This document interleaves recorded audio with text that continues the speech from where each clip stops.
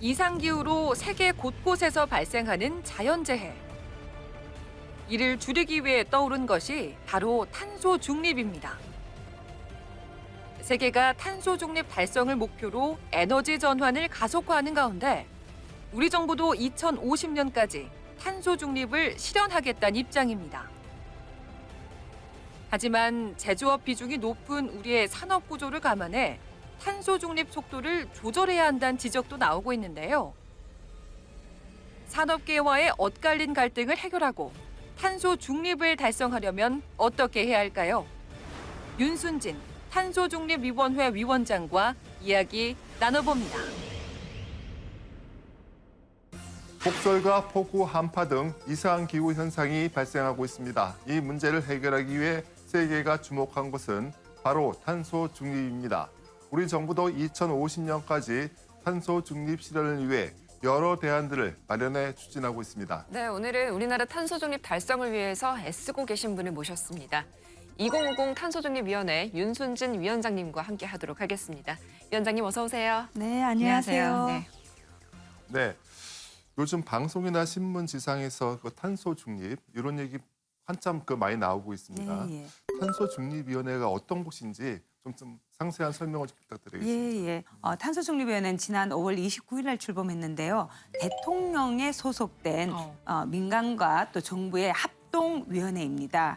여기에서 하는 역할이라는 것은 2050년까지 우리가 탄소 중립을 하겠다고 선언을 했는데요. 그러면 어떤 행동들을 해나가야 되잖아요. 그래서 국가에서 관련된 전략을 수립한다든지 계획을 수립한다든지 할 때 저희 위원회가 심의하고 의결하는 그런 기구입니다. 단지 그냥 단순히 올라온 안건을 심의하고 의결하는 것에 그치는 것이 아니라 정부에 대해서 다양한 의견들을 제시하고요. 또 정부 간에 이견이 있는 경우들이 꽤 있습니다. 그랬을 때 같이 그 문제를 해결해 나갈 수 있도록 조율하는 그런 일종의 컨트롤 타워라 그러죠. 관제탑 역할을 하고요. 또 한 축으로는 사회적인 대화가 필요합니다. 왜냐하면 이 문제를 해결하기 위해서는 비용을 부담해야 되는 그런 문제가 있기 때문에 사실은 상당히 많은 이해 당사자도 그렇고 일반 국민도 그렇고 관심을 가지고 함께 논의해서 우리 사회가 함께 해결해야 될 그런 대응 방안을 함께 마련해야 됩니다. 그래서 사회적인 어떤 대화의 장으로서 우리가 기능을 하기도 합니다. 그 탄소 중립 실천을 위해서 정책이 많이 좀 필요하죠. 근데 지금부터 우리가 탄소 중립을 논의해야 하는 현실적인 이유가 어떤 게 있습니까?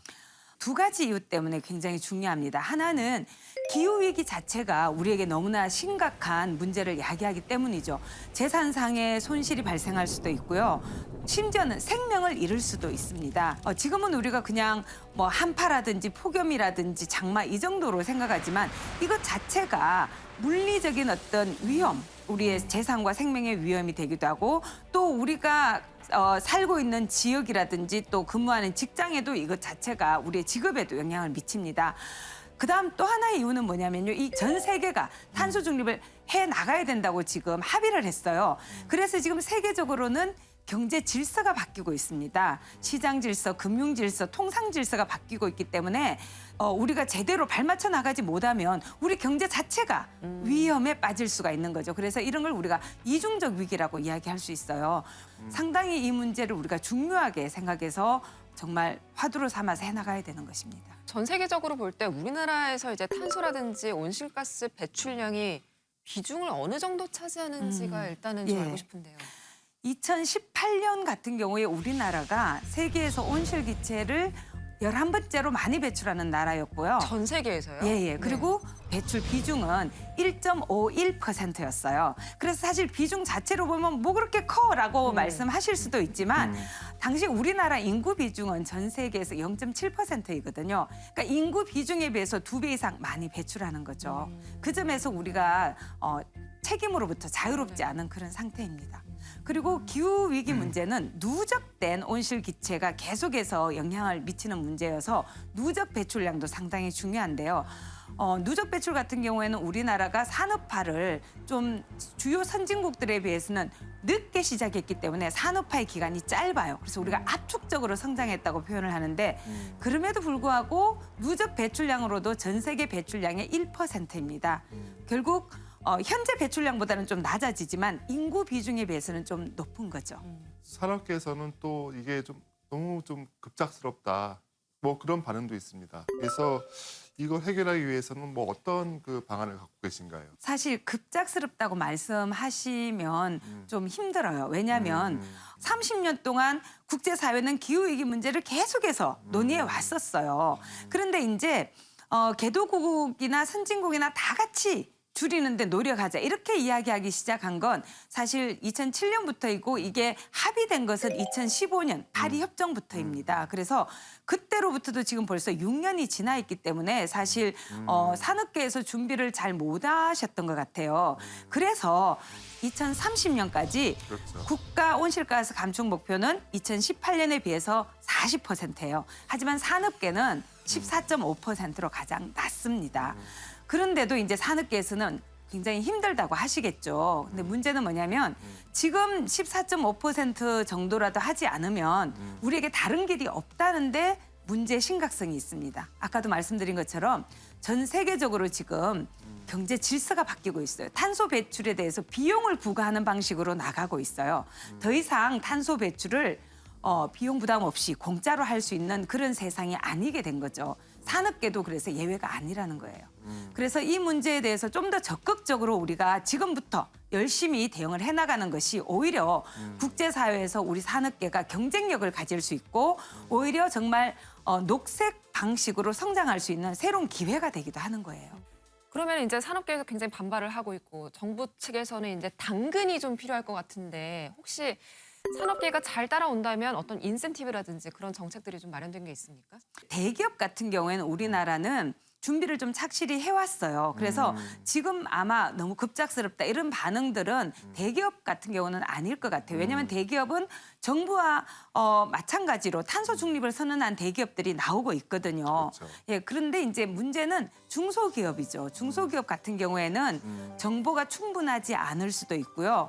또 산업부문 같은 경우에는 일반적인 어떤 생활부문과 달리 행위를 통해서 탄소 배출을 저감하는 건 쉽지 않아요. 거기에는 설비를 교체한다든지 공정 자체를 바꿔서 기술 개발이 필요한 부분이 있어요. 그렇기 때문에 오랜 시간을 가지고 해야 될 필요가 있다. 이렇게 말씀을 하시는 거죠. 짧은 시간에 하기 어렵다.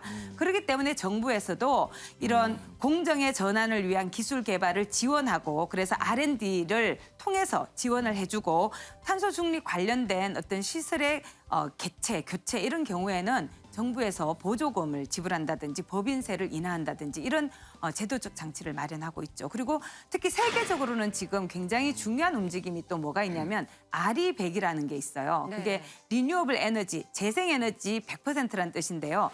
자기 기업에서 사용하는 전력은 반드시 재생에너지로 생산된 것만 100% 쓰겠다. 이걸 선언한 거거든요. 오늘 아침에 제가 찾아보니까 이미 전 세계적으로 343개 기업이 선언을 했어요. 근데 이 기업들은 세계 굴지의 기업들입니다. 그리고 이런 기업들이 자신들이 혼자서 자신들의 제품을 만드는 게 아니기 때문에 전 세계적으로 협력업체들이 있어요. 부품을 조달해주는. 네. 근데 그런 업체들에 대해서도 우리는 이미 아리백을 선언했기 때문에 우리 회사에 너네가 납품을 하려면 너희들이 생산하는 부품에 들어간 전력도 아리백을 충족해야 된다. 이렇게 요청하고 있어요. 그래서 이것은 더 이상 국내 문제가 아니고 네. 전 세계 문제입니다. 위원장님께서 얼마 전에 유엔 기후변화 그 당사국 총회 거기도 다녀오셨는데 굉장히 성적표가 좋지가 않더라고요. 그러니까 좀 합의문도 굉장히 후퇴했다는 지적도 받고 있고 지금 전 세계적으로 뭔가 합의 안 맞는다라는 지금 말이 나오고 있는데 이 점은 좀 어떻게 보고 계시는지요? 지난번에 열렸던 26차 당사국 총회에 대한 평가는 엇갈리는 지점이 있죠. 네. 왜냐하면 우리나라 안에서도 지금 산업계의 반응과 시민사회 반응이 엇갈리거든요. 예를 들면 얼마나 빠른 속도로 또는 뭐 얼마나 천천히 갈 건가 이 속도의 문제가 있는데요. 네. 산업계에서는 너무 빠르다, 급하다 이렇게 반응을 하는 거고 그렇죠. 시민사회 쪽에서는 너무 더디다, 너무 느슨하다 이렇게 반응을 하는 거예요. 네. 마찬가지로 국제사회에서도 글래스고 기후 합의라고 이번에 도출이 됐는데요. 그에 대한 평가가 다른 것인 거죠. 근데 일반적인 평가, 좀 우리가 볼 수 있는 평가는 뭐냐면 의의가 굉장히 큽니다. 뭐냐면 2015년에 우리가 채택했던 파리 협정이 가장 정말 의미 있는 협정이었어요. 왜냐하면 선진국만 그전까지는 배출 감축 의무를 가지다가 이제는 개도국도 함께 줄이자는 거거든요. 왜냐하면 선진국만 줄여서는 전 세계 배출이 지금 줄어들지 않는 네네네. 거예요. 그런데 이번 글래스고 기후 합의 같은 경우에는 파리 협정의 그 논의를 재확인하면서 파리 협정에서 인류 사회 최초로 온도 목표에 합의를 했거든요. 산업화 이전에 비해서 2도씨보다 훨씬 아래 더 노력해서 1.5도씨를 넘지 않도록 하자 그랬는데 이번 글래스고 기후 합의에서는 2도씨는 없어요 이제. 1.5도씨 목표에 합의를 완전히 한 거거든요. 1.5 도시. 그리고 탄소 중립에 대해서도 합의를 했고요. 네. 그리고 뭔가 후퇴했다는 평가는 어디에서 나오냐면 원래는 그 합의문 안에 석탄 화력 발전에 대해서 단계적 퇴출이었어요. 영어로 페이즈 아웃이었는데 네. 이게 이제 페이즈 다운이라 그래서 단계적 축소로 바뀌었거든요. 예. 근데 이게 퇴출보다 축소는 후퇴지만 사실 당사국 총회에서 우리가 이제까지 마련했던 합의문 중에서 석탄 화력 발전이라든지 화석연료 보조금에 대해서 언급한 게 최초입니다. 굉장한 진전이죠.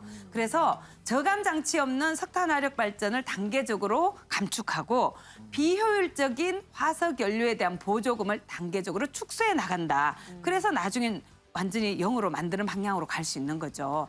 이것은 정말 주목해야 될 지점이에요. 왜냐하면 기후 위기를 야기하는 가장 심각한 원인 물질이 우리가 온실 기체, 온실 가스라고 표현을 하죠. 그 중에서도 가장 중요한 게 석탄 화력이에요. 왜냐하면 석탄 화력이 지금 전 세계적으로도 가장 높은 비중을 차지하고 있습니다. 전력을 생산하는 데 있어서. 네. 우리나라도 연도에 따라서 다르지만 36.5에서 40%를 왔다 갔다 하거든요. 화력 발전이요? 예. 그렇기 때문에 이걸 줄이는 것이 가장 중요합니다. 그런데 이 부분에 대해서 단계적으로 줄여 나가자는 데 대해서 전 세계가 합의한 건 엄청난 진전이죠. 좀 말씀 들어보니까 탄소 중립에 대해서는 전 국민적인 그 좀 인식의 전환이 좀 필요할 것 같습니다. 그렇다면 당장 내가 주위에서 할 수 있는 탄소 저감은 또 뭐가 있을까요? 산업계가 탄소 중립을 한다고 하면 그러면 우리 사회 전체 탄소 중립이 달성될 수 있느냐? 아닙니다. 그래서 산업계가 굉장히 중요하지만 산업계만으로는 안 된다는 거예요. 이게 다른 환경 문제와의 차이점입니다. 미세먼지 문제하고 기후위기 문제는 모든 시민 스스로가 이 문제를 야기한 당사자이면서 이 문제로부터 고통받는 피해자이기도 합니다. 그렇기 때문에 우리가 할 수 있는 일은 찾아서 해야 되는 거죠. 예를 들면 일회용품 사용을 자제하는 게 되게 중요하죠. 네. 그래서 종이컵 대신에 텀블러를 쓰자, 뭐 다회용 컵을 쓰자 이런 이야기도 하는 거고요. 네. 또 중요한 건 대중교통을 이용하는 게 굉장히 중요합니다. 가까운 거리는 걷거나 자전거를 타거나 1인 교통수단을 쓰거나 또 플라스틱 없는 그런 매장들도 굉장히 많습니다. 그리고 우리가 분리 배출을 잘하는 것도 중요하고 남은 음식 버리지 않는 것 이런 노력들이 중요합니다. 정부가 목표한 2050년 탄소 중립을 뭐 이렇게 이루기 위해서는 산업계뿐만 아니라 이제 일반 국민들의 뭐 협조도 굉장히 필수적이잖아요. 우리 위원장님께서 좀 당부에 한 말씀 좀 부탁드리면서 예. 네, 마치겠습니다. 변화의 열쇠는 우리 일반 시민들에게 있다고 생각을 합니다. 시민의 실천이 사회를 바꿀 수 있습니다. 네. 또 우리가 정치인들에게 요구해야 된다고 저는 생각합니다. 좋은 정책과 법과 제도를 만들라고 요구해야 되고요. 우리가 기업들이 생산해 놓은 에너지 효율적인 제품 그리고 폐기가 적은 그런 재활용이 잘 되는 그런 제품 우리가 구입해 줘야 합니다. 변화는 우리 실천에 달려 있습니다. 감사합니다. 탄소 국경세를 도입하는 나라가 늘고 ESG 경영을 요구하는 분위기가 확산하면서 이제 탄소 중립은 선택이 아닌 필수가 됐습니다. 네, 우리나라가 탄소 중립을 달성할 수 있도록 앞으로 탄소중립위원회가 듬직한 길잡이 역할을 해주시기를 부탁드리겠습니다. 자, 오늘 토요포커스는 여기서 모두 마칩니다. 함께해 주신 여러분 고맙습니다.